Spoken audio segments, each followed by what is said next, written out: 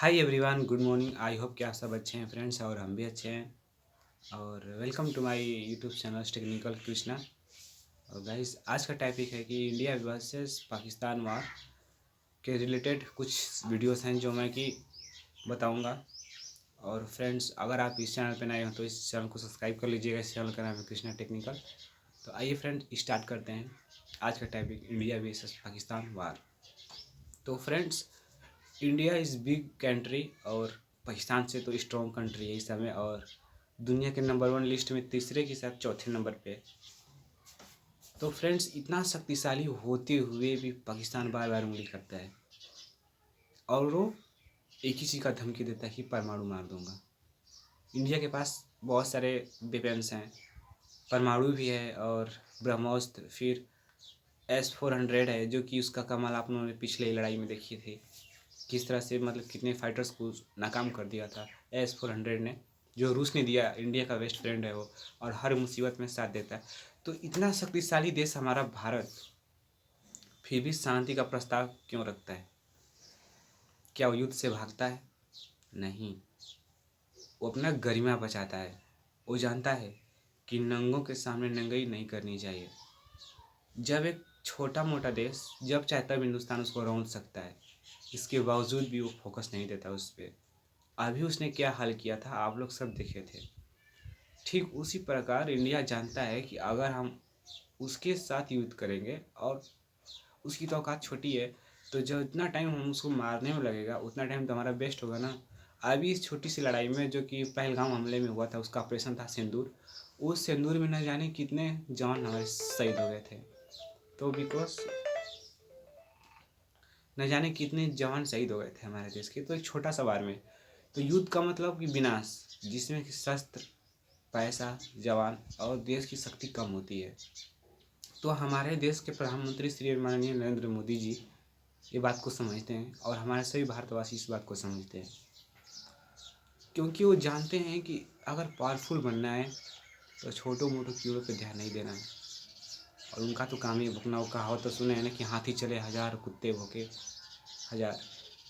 तो फ्रेंड्स, ऐसा ही है, और हमारा कंट्री कभी किसी से डरता नहीं है। और इंडिया के पास तो ऐसी बहुत सारी वेपन्स हैं जिसका नाम है ब्रह्मोस्त्र, S-400, जिसका आप लोगों ने प्रदर्शन देखा ही है। तो इंडिया के पास भी परमाणु है, जब चाहता है उसको रौंद सकता है। इतना पावर रखते हुए भी हमारा देश एक प्रगति और विकास के ऊपर से गुजर रहा है, और उसका एक ही टारगेट है कि विक्टो पावर्स। इतना शक्तिशाली होते हुए भी अभी तक इंडिया को विक्टो पावर नहीं मिला है। इसका वजह है चाइना भाग जाता है, कुछ न कुछ चूली कर देता है।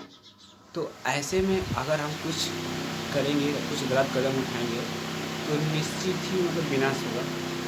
तो युद्ध एक बोलते हैं तो तन मन सन तीनों तरह से विनाश होता है, देश की क्षति होती है।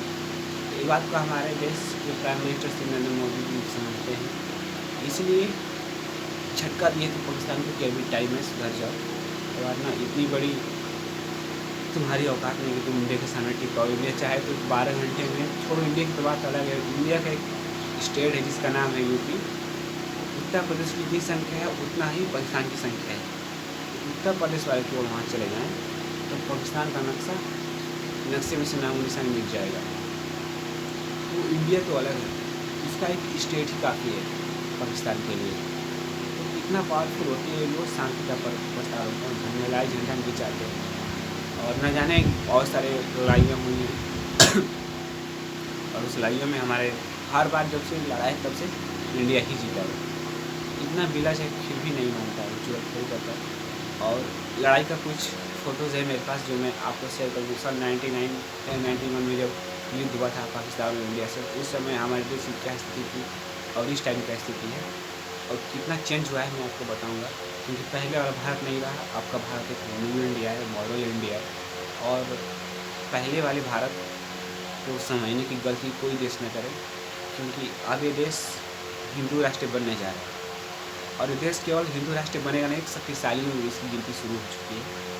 तो इस देश पर हम सबका एक ही कर्तव्य बनता है कि हम अपने टाइम से अपना जो भी योगदान बने राष्ट्र के हित में दें, चाहे वो इनकम टैक्स के रूप में हो या फिर किसी अदर रूप में हो।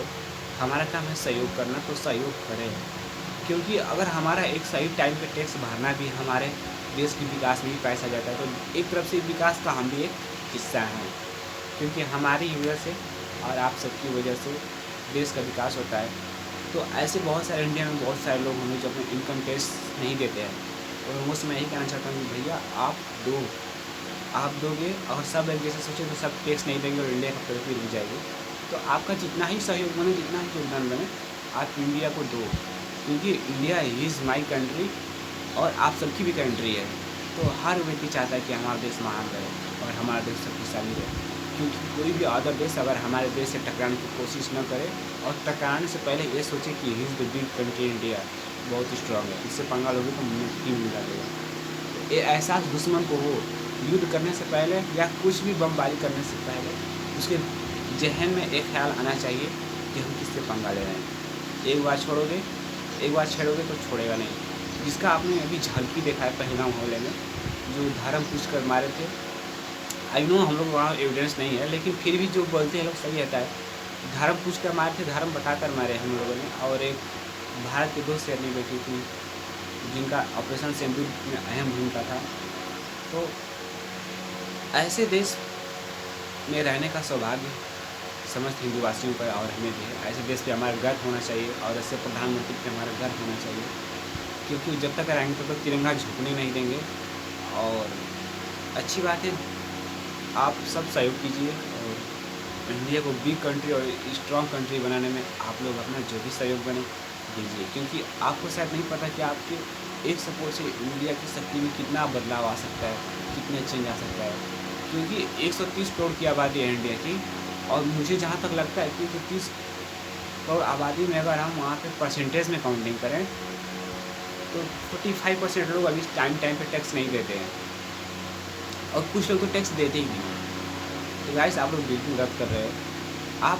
मैं ये नहीं कहता कि आपके पास है तो करो, लेकिन थोड़ा ही सही, लेकिन करो। क्योंकि आपके थोड़ा सा योगदान से हमारा देश का विकास होगा, आप सबका देश का विकास होगा। तो अगर कहीं न कहीं हमारा देश कमज़ोर होता है, तो निश्चित ही हमारे देश के भाइयों की कमी से, क्योंकि हमारे देश में इतने पढ़े लिखे आदमी हैं, पढ़ लिख कर भी वो लोग अनजान की तरह बिहेव करते हैं, अनजान की तरह काम करते हैं।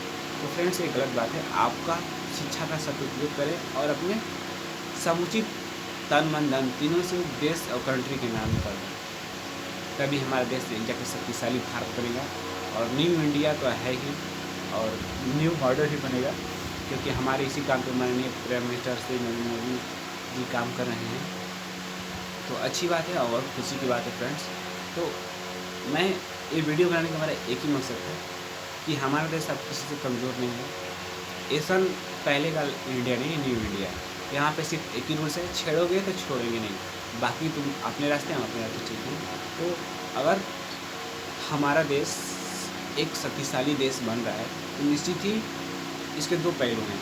या तो हमारे प्राइम मिनिस्टर अच्छे काम कर रहे हैं, और कार्यकर्ता भी अच्छे काम कर रहे हैं। कार्यकर्ता मतलब आम जनता एक सही डिसीजन लेकर के देश का प्रधानमंत्री बनाती है। तो ये राजतंत्र नहीं, प्रजातंत्र है। तो प्रजा भी कहीं ना कहीं एक्टिव है, और मुझे बहुत खुशी की बात है कि अब हमारा देश पहले जैसा नहीं रहा।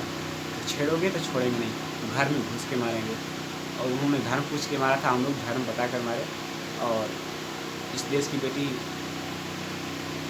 जो हैं उनको मैं तहे दिल से धन्यवाद कहना चाहता हूँ। थैंक यू, और जय हिंद, वंदे मातरम।